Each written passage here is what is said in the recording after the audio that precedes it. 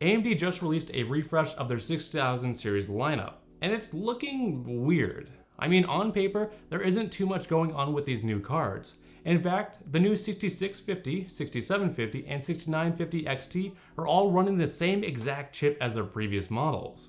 The only real difference is the slightly higher clock speed and slightly faster memory. So what exactly justifies these new graphics cards from AMD? Well, let's start by looking at the gaming performance jump in each card. Starting at the bottom of the stack with the RX 6650 XT, it gives us a jump of a whopping 2% over the 6600 XT for a 5% price increase. But how about the 6750 XT?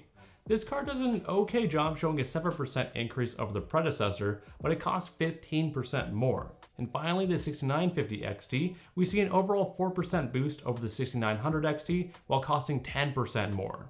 And to be honest, this level of performance increase is nothing to write home about. But what is interesting is how the average jump in performance can be taken and roughly doubled to give us the price increase we see over each card's predecessor. And I see what you're doing, AMD. Diving deeper into the benchmarks does give us something more interesting to look at, especially when we start comparing it to NVIDIA's GPUs. Starting at 1080p, we see AMD putting up some big numbers and actually competing way above their weight class. Funny enough, this lead just disappears as resolution increases.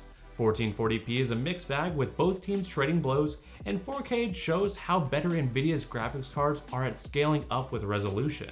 And that's not including ray tracing. When turned on, it just shows how far ahead NVIDIA are since they pushed ray tracing to the public several years ago. One interesting takeaway as well, in games that run on DX12, they tend to favor AMD. But for DX11 games, NVIDIA is often the winner. And as the gaming industry moves forward and continues to adopt DX12, it would turn into a big win for AMD. Before we make a conclusion on these cards though, let's take a look at the other side of the coin with workplace performance. And oh boy, it's bad. I mean, it's not even close. It just goes to show how hard NVIDIA has been driving performance in workplace tasks since a large part of their business model is data center and workflow heavy markets. Being able to design new tech for those markets and then trickle said tech into commercial products seems to be paying off big time for them. Since everything has been laid out now, we can go back to our main question at the beginning of the video and try to figure out what justifies these cards existing. And to be perfectly honest, it's money.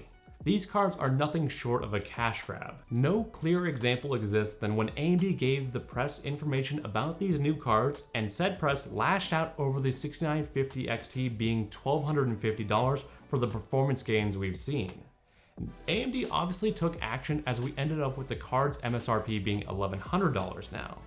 Not only that, but the performance gains are so minuscule, odds are you can achieve this level of performance by spending a bit of time overclocking your non-50 variant of any of these given cards.